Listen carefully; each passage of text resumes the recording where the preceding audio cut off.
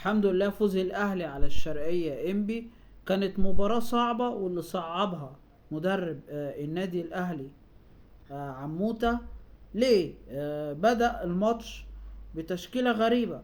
يعني انت لما تلعب كريم فؤاد ظهير ايسر للنادي الاهلي اللي لسه راجع من اصابة طويلة، كانت 6 شهور او اكتر بسبب الرباط الصليبي، وتلعب جنبيه عمرو الجزار اللي جه السنة اللي فاتت مع الاهلي وما لعبش ولا مباراة واتصاب طول الموسم.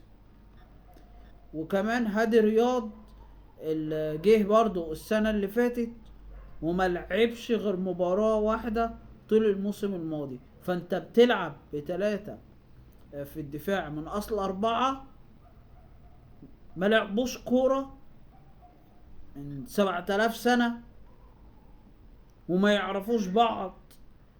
فانت صعبت المباراة على النادي الاهلي، وكان لازم كابتن وائل جمعة ياخد باله من نقطة زي دي، وده كان واضح في ماتش النهاردة. وبرضه كان نفس الاخطاء اللي حصلت من الدفاع في ماتش برشلونة الودي اتكررت النهاردة بدل المرة 2 و3 في الشوط الاول. وقدر الشرقية انبي ان هو يستغلها، وجالهم كمان ضربة جزاء في الشوط الاول وضاعت. يعني انت شرقية انبي في الشوط الاول جاي عليك 3 هجمات خطيرة.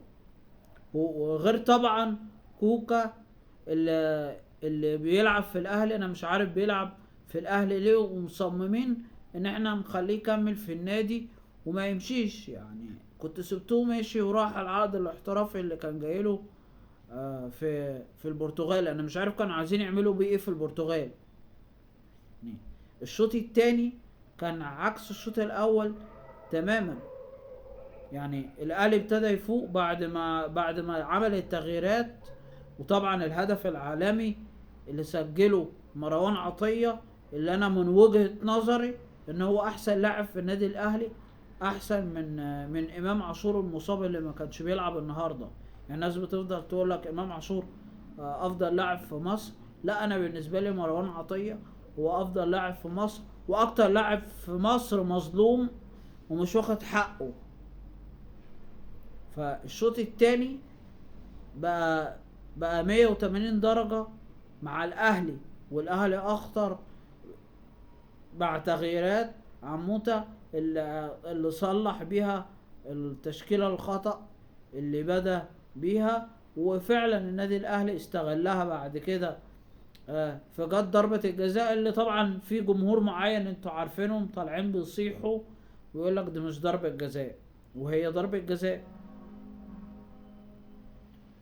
وبرضو تغييرة قفشة، التغييرة اللي فكرتنا بالقاضية اللي جت في اخر الشوط التاني، اللي قدر قفشة يروح بيها يحطها حلوة جدا. ويا ريت قفشة يفضل بالمستوى ده، ان هو اول ما ينزل على الدكة من على الدكة يقدر يسجلك هدف تفوز بيه.